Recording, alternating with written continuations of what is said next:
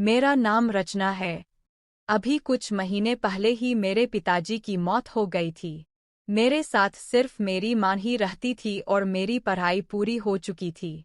हम middle class लोग थे। मेरे पिताजी के इलाज में काफ़ी पैसा लग चुका था। उसके बाद भी वह जिंदा नहीं रह सके। पिताजी के मरने के बाद हमारे घर के हालात बहुत ज़्यादा खराब हो गए थे। मेरी मम्मी बीमार रहती थी। अब वह लोगों के घरों में काम नहीं कर सकती थी। इसीलिए मुझे ही घर चलाने के लिए कुछ ना कुछ तो करना ही था। समय नहीं आ रहा था कि मैं क्या करूं। घर के हालात दिन ब दिन बिगड़ते जा रहे थे। मम्मी की दवाइयों के लिए भी पैसे चाहिए थे, मगर कुछ समझ नहीं आ रहा था। फिर हालात से मजबूर होकर मैंने बच्चों को ट्यूशन पढ़ाने का फैसला कर लिया। हमारा इलाका छोटा होने की वजह से मुझे कहीं भी ऐसा काम नहीं मिल रहा था जैसा मैं चाहती थी। मैं कोई ऐसा काम चाह रही थी जहां पर सिर्फ औरतें काम करती हों, मगर आसपास कोई भी ऐसा काम मौजूद नहीं था। ज्यादातर मर्द ही हर जगह काम कर रहे होते थे और मेरी मम्मी मुझे नौकरी करवाने से सख्त खिलाफ थी। वह चाहती थी कि भले ही हम लोग भूखे मर जाएं, मगर मुझे घर से बाहर कदम निकालने की कोई जरूरत नहीं है। उनके कहने के मुताबिक मैं शांत तो बैठ गई थी, लेकिन घर के बिगड़ते हुए हालात और मम्मी को समय पर दवाइयाँ न मिलना, इन सब ने मुझे और मेरी मम्मी को बहुत परेशान कर दिया था। हम लोगों की अब धीरे धीरे भूखा रहने की नौबत आ गई थी। पिताजी क्या मरे, हमारी जिंदगी से चैनो सुकून ही छिन गया था। हमारे इलाके के लोग भी हमारी ही तरह गरीब थे। मैं चाहती थी कि मैं आसपास के बच्चों को ट्यूशन पढ़ाया करूं, मगर मुझे इतनी उम्मीद थी कि मेरे मोहल्ले के लोग मुझे ट्यूशन की ज़्यादा फीस नहीं दे सकते थे और कम पैसों से मेरा गुजारा नहीं हो सकता, जबकि मेरे खर्चे भी ज़्यादा थे। फिर मेरी एक फ्रेंड ने मुझे एडवाइस दी कि क्यों ना मैं होम ट्यूशन दिया करूं। जब मैं अपने घर से निकलकर दूसरों के घर बच्चों को पढ़ाने जाया करूंगी तो मुझे ज़्यादा पैसे मिला करेंगे। आजकल के हालात की वजह से ज़्यादातर पेरेंट्स अपने बच्चों को घर पर ही रखना बेहतर समझते हैं, इसलिए वो लोग किसी भी टीचर को घर आने के ज़्यादा पैसे भी दे देते हैं। मैंने इस बारे में और जानकारी निकाली तो सब लोगों ने मुझे यही एडवाइस दी कि घर जाकर पढ़ाना ही मेरे लिए बेहतर रहेगा और इस काम के मुझे पैसे भी ज़्यादा मिला करेंगे। मैं तो इस काम को करने के लिए तैयार थी, मगर मेरी मम्मी मुझे घर से निकलने ही नहीं दिया करती थी। बड़ी मुश्किल से मैंने उनको इस काम के लिए तैयार किया था, क्योंकि अब हम लोगों के लिए खाने के लाले पड़ गए थे, इसलिए मुझे कुछ ना कुछ तो करना ही था। अब हार कर मेरी मम्मी भी मेरी बात मान गई थी। मैंने एक दो जगह अपने जानने वालों से बात की कि अगर किसी को होम ट्यूशन की ज़रूरत है तो वह मुझसे कांटेक्ट करें। जल्दी ही मुझे इस बात का जवाब मिला, जब मुझे एक अच्छे खाते पीते घर से ट्यूशन की ऑफ़र आ गई। शुरू में मुझे पता नहीं था कि मुझे क्या क्या चीज़ उनके सामने शर्त के तौर पर रखनी है। मैंने तो सिर्फ उन लोगों से इतना ही कहा था कि मैं अपने घर की अकेली ही कमाने वाली हूँ और यह काम मैं सिर्फ मजबूरी में ही कर रही हूँ, क्योंकि मेरे पिताजी की अभी अभी डेथ हुई है। मुझे पैसों की बहुत ज़रूरत है, मगर मैं उनके बच्चों को बहुत अच्छा पढ़ाऊंगी। इतनी अच्छी टीचर उन्हें कहीं मिल ही नहीं सकती। शायद यही मेरी गलती थी कि मैंने अपनी कमज़ोरी लोगों को बताना शुरू कर दी थी। मेरी नौकरी शुरू हो चुकी थी। मैं दोपहर के 2 बजे से शाम के 8 बजे तक बच्चों को घर घर जाकर पढ़ाती थी। मेरे पास एक एक घंटे के 5 घरों के ट्यूशन लग गए थे। इनमें से एक बच्चा, जिसे मैं 7 बजे से लेकर रात के 8 बजे तक पढ़ाती थी, उसका नाम केतन था। शुरू में तो केतन मुझसे काफ़ी अजीब तरीके से बात करता था। उस घर में सिर्फ एक औरत थी, वो केतन की मम्मी थी, और एक ही लड़का था। वैसे तो केतन काफ़ी खुश मिजाज था। वह अपने माता पिता का इकलौता बेटा था। उन माँ बेटे के अलावा घर में कोई भी नहीं रहता था। केतन की उम्र 14 साल थी और वह 5वीं कक्षा में पढ़ता था। उसकी मम्मी ने मुझे बताया था कि केतन उनका सबसे लाडला और इकलौता बेटा है। उसके डैड किसी बड़ी कंपनी में काम करते हैं, इसलिए उनका दूसरे शहरों में आना जाना लगा रहता है। मैंने सोचा कि अच्छी बात है, यह परिवार काफ़ी अमीर है। यहाँ पर मुझे ट्यूशन की अच्छी खासी फीस भी मिल रही थी। केतन को पढ़ाते हुए अब मुझे 20 दिन गुजर गए थे। अचानक एक दिन मैंने देखा कि जब भी मैं केतन को होमवर्क देती हूँ, तो उसकी होमवर्क की कॉपी पर अजीब-अजीब स्केचेस बने हुए होते थे। कुछ अजीब-अजीब सी लाइन क्रिएट की गई होती थी। मुझे इन सब का मतलब तो कभी नहीं आया था, लेकिन मैं इनका मतलब जानना चाहती थी। मैंने सोचा कि शायद केतन फ्री टाइम में यह काम करता होगा।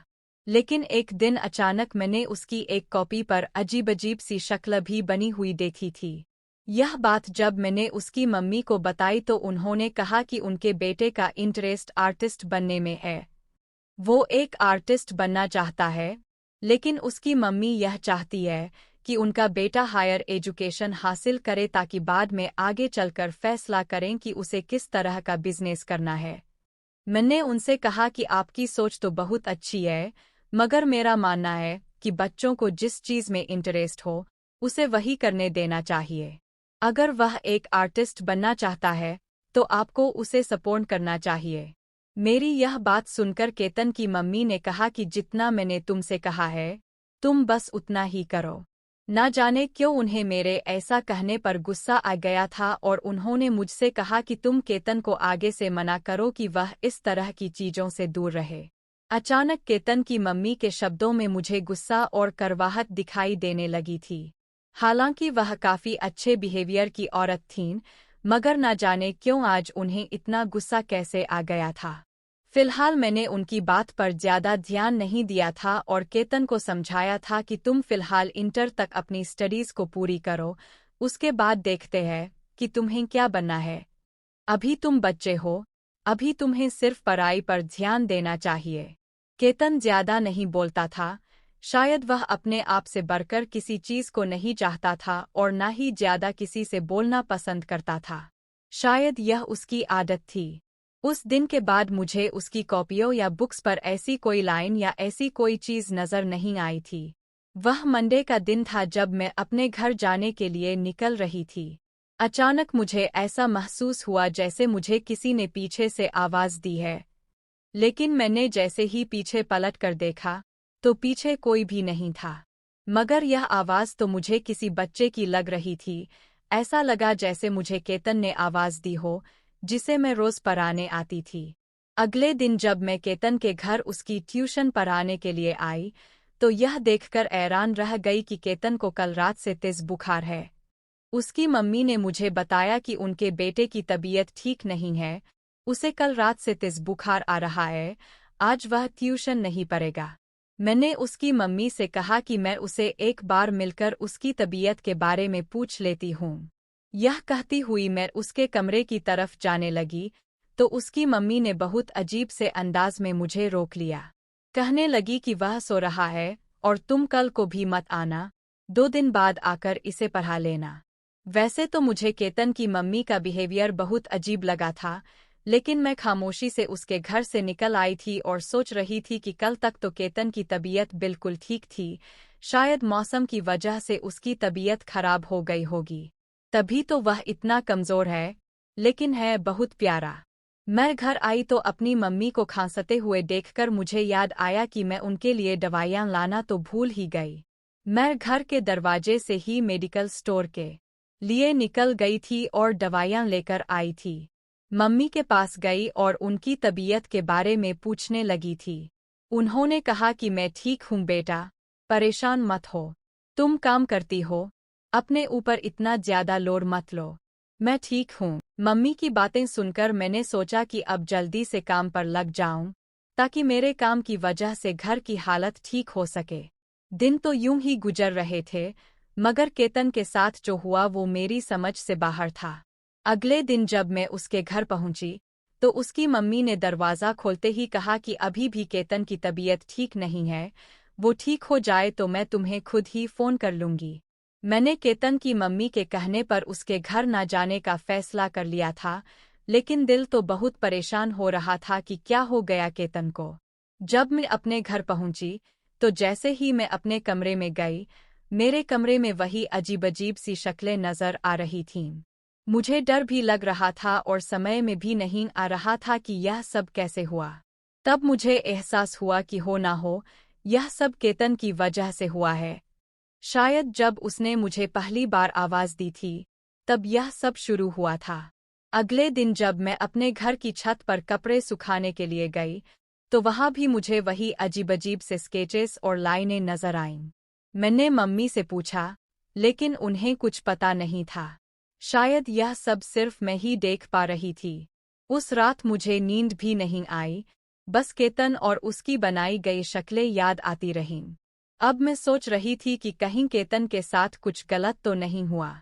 मैंने उसके घर फोन किया, लेकिन किसी ने नहीं उठाया। मैंने तय किया कि अगले दिन केतन के घर जाकर देखूंगी कि क्या हो रहा है। अगले दिन जैसे ही मैं केतन के घर पहुंची, तो घर का दरवाज़ा खुला हुआ था। मैं चौंकी कि दरवाज़ा क्यों खुला है, लेकिन अंदर जाने पर देखा कि घर बिल्कुल खाली पड़ा है। ऐसा लग रहा था जैसे वहां कोई रहता ही ना हो। मैंने केतन की मम्मी को भी वहां नहीं देखा। मैंने वहां के पड़ोसियों से पूछा, लेकिन किसी को कुछ भी नहीं पता था। उस वक्त मैं बहुत घबरा गई थी, समझ में नहीं आ रहा था कि क्या करूं। मुझे यह सब एक रहस्य की तरह लग रहा था। मैं चाहती थी कि इस रहस्य को सुलझाऊं, लेकिन पता नहीं था कि कहां से शुरू करूं। अब मुझे दिनरात केतन के स्केचेस और उसकी बातें याद आतीं। ऐसा लगता था जैसे वह मुझे कुछ बताना चाहता हो। एक दिन अचानक मुझे एक आइडिया आया। मैंने सोचा कि क्यों न केतन की बनाई हुई चीजों को ध्यान से देखकर समझने की कोशिश करूं। मैंने उसकी कॉपी निकाली और उसके स्केचेस को ध्यान से देखना शुरू किया। तभी मुझे एक स्केच में एक पता नजर आया। मैंने तुरंत वहां जाने का फैसला किया। जैसे ही मैं उस पते पर पहुंची, तो वहां एक पुराना और खंडहरनुमा घर मिला। दरवाजे पर जाकर देखा तो वह बंद था, लेकिन खिड़की से झांकने पर वहां बहुत सारे पुराने कागज और स्केचेस पड़े हुए थे। मुझे यकीन हो गया कि यह जगह केतन के परिवार से जुड़ी है। अब मैं यह जानना चाहती थी कि यहाँ क्या हो रहा था। मैंने पुलिस को सूचना दी और उनके साथ वहां जाने का फैसला किया। पुलिस ने जब वहां छानबीन की, तो उन्हें पता चला कि यह घर केतन के पिताजी का है, जो किसी बड़ी कंपनी में नहीं बल्कि एक पुराने कलाकार थे। उनका नाम बदलकर काम करते थे, क्योंकि उनकी कला से जुड़े कुछ राज थे जिन्हें उन्होंने छुपाया हुआ था। केतन की मां ने उन पर यह राज छुपाने का दबाव डाला था। अब मुझे समझ में आ गया कि केतन का इंटरेस्ट कला में क्यों था और क्यों उसकी मां उसे इससे दूर रखना चाहती थी। उसकी मां को डर था कि कहीं केतन अपने पिता की तरह उन रहस्यमयी चीजों में फंस ना जाए। पुलिस ने उस खंडहरनुमा घर से कई सारे रहस्य उजागर किए। अब केतन और उसकी मां कहीं और शिफ्ट हो गए थे। मैं अपनी जिंदगी में वापस लौट आई थी, लेकिन इस घटना ने मुझे बहुत कुछ सिखाया था। शायद केतन ने अपनी कला के जरिए अपने पिता की सच्चाई को उजागर किया था और मुझे उसकी मदद करने का मौका मिला। अब मेरी मम्मी की तबीयत भी ठीक हो गई थी और हम अपनी जिंदगी को फिर से खुशहाल बनाने की कोशिश कर रहे थे। मुझे यह भी एहसास हुआ कि इंसान की कला उसकी असली पहचान होती है, चाहे वह किसी भी हालत में क्यों ना हो। फिर मेरी जिंदगी वापस अपनी पटरी पर लौटने लगी। मैंने अपने बाकी ट्यूशन बच्चों को और भी ज्यादा मन लगाकर पढ़ाना शुरू किया। अब मैं और भी समझदार हो चुकी थी और अपने आसपास की चीजों पर भी ज्यादा ध्यान देने लगी थी। केतन और उसकी कहानी ने मुझे बहुत गहराई से प्रभावित किया था। मैं समझ चुकी थी कि हमारी जिंदगी में कई बार हमें उन चीजों का सामना करना पड़ता है जिनके बारे में हमने कभी सोचा भी नहीं होता। मेरी मां की तबीयत भी धीरे धीरे ठीक हो रही थी। मैं उनके लिए हर रोज नई नई रेसिपी बनाती और उन्हें खुश रखने की कोशिश करती। हमारी जिंदगी में अब थोड़ी खुशियां लौटने लगी थीं। लेकिन मुझे कभी कभी केतन की याद आती थी। उसके और उसकी कला के प्रति उसके जुनून ने मुझे बहुत प्रभावित किया था। एक दिन, जब मैं अपने घर में बैठी पढ़ाई कर रही थी, तो दरवाजे पर दस्तक हुई। मैंने दरवाज़ा खोला तो सामने एक पोस्टमैन खड़ा था। उसने मुझे एक लिफाफा दिया। लिफाफे पर कोई नाम नहीं लिखा था, बस एक पते का उल्लेख था। मैंने लिफाफा खोला तो अंदर एक चिट्ठी और एक छोटी सी पेंटिंग थी। चिट्ठी में लिखा था, प्रिय रचना, तुम्हारे साथ बिताए हुए कुछ ही दिन थे, लेकिन उन दिनों में तुमने जो सहानुभूति और समझदारी दिखाई, उसका मैं हमेशा आभारी रहूंगा। मेरी मम्मी और मैंने फैसला किया है कि हम अब किसी नए शहर में अपनी जिंदगी की नई शुरुआत करेंगे। मैं तुम्हें यह पेंटिंग भेज रहा हूँ जो मैंने खास तुम्हारे लिए बनाई है। यह तुम्हारी और तुम्हारे परिवार की खुशियों की कामना करती है। तुम्हारा दोस्त केतन। उस पेंटिंग में एक खूबसूरत परिवार को हंसते हुए दिखाया गया था। वह पेंटिंग इतनी जीवंत थी कि ऐसा लगता था जैसे वह मेरे ही परिवार की तस्वीर हो। मैंने उस पेंटिंग को अपने कमरे में लगाकर हर रोज उसे देखा और याद किया कि कभी-कभी हमें अपने सपनों और जुनून के पीछे चलना चाहिए, चाहे हालात कितने भी मुश्किल क्यों न हों। मुझे यह भी एहसास हुआ कि हमारे जीवन में आने वाली मुश्किलें हमें मजबूत बनाती है और हमें एक नई दिशा दिखाती है। मैंने केतन की इस पेंटिंग को अपने जीवन की प्रेरणा बना लिया और हमेशा उसे याद रखकर आगे बढ़ने की कोशिश करती रही। अब मैं अपने ट्यूशन बच्चों को भी सिर्फ पढ़ाई ही नहीं, बल्कि उनके सपनों को पूरा करने की प्रेरणा भी देती थी। मैं उन्हें बताती थी कि कभी भी अपने सपनों को मत छोड़ो, क्योंकि वे ही हमें जीने का असली मकसद देते हैं। इस प्रकार, मैंने अपनी जिंदगी में एक नया अध्याय शुरू किया। केतन की कहानी और उसकी पेंटिंग ने मुझे हमेशा के लिए बदल दिया। अब मेरी जिंदगी में नई उम्मीदें और नए सपने थे, और मैं उन्हें पूरा करने के लिए पूरी मेहनत और लगन के साथ आगे बढ़ रही थी। एक दिन, मेरी जिंदगी में एक नया मोड़ आया। मुझे एक बड़े स्कूल से पढ़ाने का प्रस्ताव मिला। यह स्कूल शहर के सबसे प्रतिष्ठित स्कूलों में से एक था और वहां पढ़ाने का मौका मेरे लिए बहुत बड़ी उपलब्धि थी। मैंने तुरंत इस प्रस्ताव को स्वीकार कर लिया और जल्द ही अपनी नई नौकरी पर लग गई। स्कूल में पहले दिन ही मैंने देखा कि यहाँ के बच्चे कितने उत्साही और प्रतिभाशाली थे। मुझे यहाँ पढ़ाने में बहुत मज़ा आने लगा। मैं अपने बच्चों को न सिर्फ अकादमिक ज्ञान देने की कोशिश करती, बल्कि उन्हें जीवन के महत्वपूर्ण मूल्यों को भी सिखाती। मैंने केतन की कहानी और उसकी पेंटिंग को अपने दिल में संजो रखा था और उसी प्रेरणा को अपने छात्रों के साथ बांटती। कुछ महीनों बाद, स्कूल में वार्षिक उत्सव का आयोजन हुआ। इस मौके पर हर छात्र को अपने टैलेंट को दिखाने का मौका मिला। मैंने अपने छात्रों को प्रोत्साहित किया कि वे अपने सपनों को मंच पर लाएं और अपने जुनून को दिखाएं। एक दिन, उत्सव की तैयारी के दौरान, मुझे एक छात्र मिला जिसका नाम रोहित था। रोहित बेहद शर्मीला था और हमेशा सबसे अलग-थलग रहता था। मैंने उससे बात करने की कोशिश की और धीरे-धीरे उसे अपनी कला के बारे में बताने को कहा। रोहित ने मुझे बताया कि उसे पेंटिंग करना बहुत पसंद है, लेकिन वह अपनी कला को सबके सामने दिखाने से डरता है।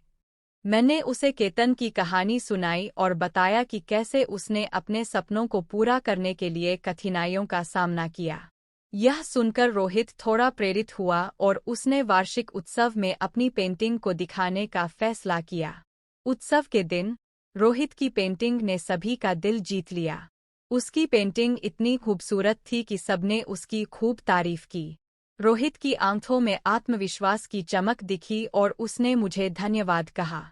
उस पल में मुझे एहसास हुआ कि किसी की जिंदगी में बदलाव लाना कितना संतोषजनक होता है। इस तरह, मैं अपने छात्रों के जीवन में सकारात्मक बदलाव लाने की कोशिश करती रही। मेरी मां की तबीयत भी अब पूरी तरह ठीक हो चुकी थी और वे भी मेरे इस सफ़र में मेरा साथ देती थीं। हम दोनों मिलकर अपने जीवन को बेहतर बनाने में जुट गए थे। समय बीतता गया और मेरी मेहनत और लगन रंग लाने लगी। मैंने अपने जीवन में कई नए मुकाम हासिल किए और अपने सपनों को पूरा करने की दिशा में लगातार आगे बढ़ती रही। केतन की पेंटिंग और उसकी कहानी हमेशा मेरी प्रेरणा बनी रही और मैंने उसे कभी भी भूलने नहीं दिया। आज, मैं एक सफल शिक्षक हूँ और अपने छात्रों को सिर्फ पढ़ाई ही नहीं, बल्कि जीवन जीने का सही तरीका भी सिखाती हूँ। मैं उन्हें बताती हूँ कि सपनों को पूरा करने के लिए मेहनत, धैर्य और आत्मविश्वास की जरूरत होती है और कोई भी मुश्किल हमें हमारे लक्ष्यों से दूर नहीं कर सकती।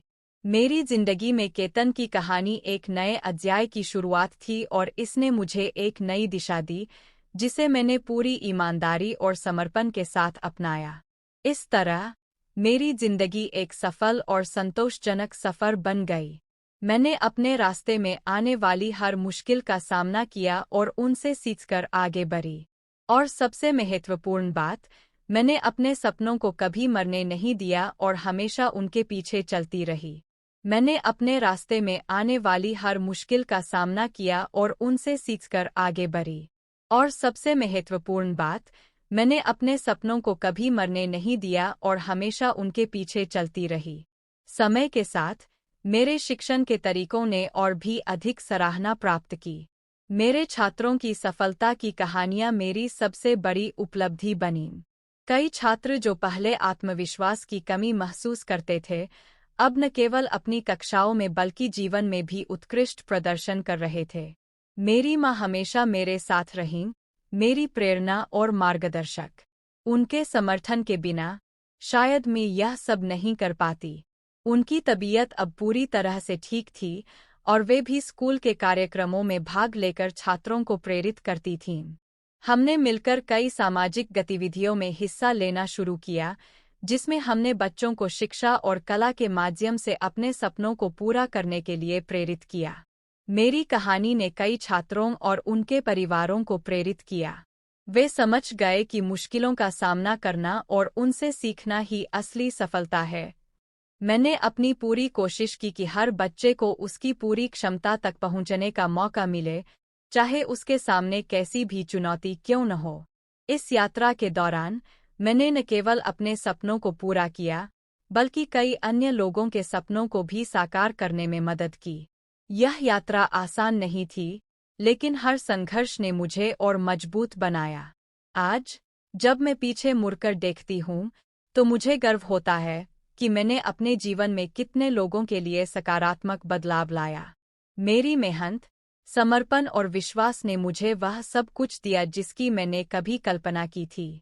और सबसे बड़ी बात, मैंने यह सीखा कि किसी के जीवन में एक छोटी सी प्रेरणा भी कितना बड़ा बदलाव ला सकती है। मेरी कहानी यही संदेश देती है कि चाहे जीवन में कितनी भी मुश्किलें क्यों न आएं, अगर हमारे पास दृढ़ संकल्प, धैर्य और आत्मविश्वास है, तो हम अपने सपनों को सच कर सकते हैं। हर कठिनाई एक नया सबक होती है और हर संघर्ष हमें और मजबूत बनाता है। इस प्रकार, मेरी जिंदगी एक अद्वितीय सफर रही, जिसने मुझे न केवल एक सफल शिक्षक बनाया, बल्कि एक बेहतर इंसान भी। मैंने सीखा कि सच्ची सफलता वही है जो हम दूसरों के जीवन में बदलाव लाकर प्राप्त करते हैं। और यही मेरा सबसे बड़ा पुरस्कार है। मुझे अपनी यात्रा और अपने काम पर गर्व है। मेरी माँ ने मुझे जो मूल्य सिखाए, वे हमेशा मेरे दिल में रहेंगे। मैं आगे भी अपने छात्रों के जीवन में सकारात्मक बदलाव लाने के लिए तत्पर रहूंगी और इस दिशा में काम करती रहूंगी। इस तरह से, मेरी कहानी ने न केवल मुझे बल्कि मेरे चारों ओर के लोगों को भी प्रेरित किया है, और यह सिलसिला जारी रहेगा। समाज में शिक्षा के महत्व को बढ़ाने के लिए मैंने एक एनजीओ की स्थापना की, जो विशेष रूप से वंचित बच्चों को मुफ्त शिक्षा प्रदान करती है। इस एनजीओ का उद्देश्य न केवल शैक्षणिक ज्ञान देना है, बल्कि उन्हें जीवन के हर पहलू में आत्मनिर्भर बनाना है। हम बच्चों को विभिन्न कौशलों में प्रशिक्षित करते हैं, जैसे कि कंप्यूटर ज्ञान, संगीत, नृत्य और हस्तकला, ताकि वे आत्मनिर्भर बन सकें और समाज में एक सम्मानित स्थान प्राप्त कर सकें। मेरे प्रयासों को देखते हुए मुझे कई सम्मान और पुरस्कार मिले, जो मेरी कड़ी मेहनत और समर्पण का प्रमाण है। लेकिन मेरे लिए सबसे बड़ा पुरस्कार वह खुशी और संतोष है, जो मुझे अपने छात्रों की सफलता और उनके जीवन में बदलाव देखकर मिलता है। आगे भी मेरा उद्देश्य यही रहेगा कि मैं शिक्षा के माध्यम से अधिक बच्चों के जीवन में सकारात्मक बदलाव लाऊं और उन्हें उनके सपनों को पूरा करने के लिए प्रेरित करूं। मेरे लिए हर बच्चा एक अनमोल रत्न है, जिसे सही दिशा और प्रोत्साहन की आवश्यकता है। मेरी माँ के द्वारा दी गई शिक्षा और मूल्य मेरे साथ हमेशा रहेंगे, और मैं उन्हें अपने जीवन के हर कदम पर याद रखूंगी। उनके आशीर्वाद और समर्थन के बिना मैं शायद यह सब नहीं कर पाती। उनके लिए मेरा सम्मान और प्यार अनंत है, और मैं हमेशा उनके सपनों को साकार करने का प्रयास करती रहूंगी। इस प्रकार की कहानी सुनाने के लिए हमारे YouTube चैनल को सब्सक्राइब, वीडियो को लाइक और कमेंट करें।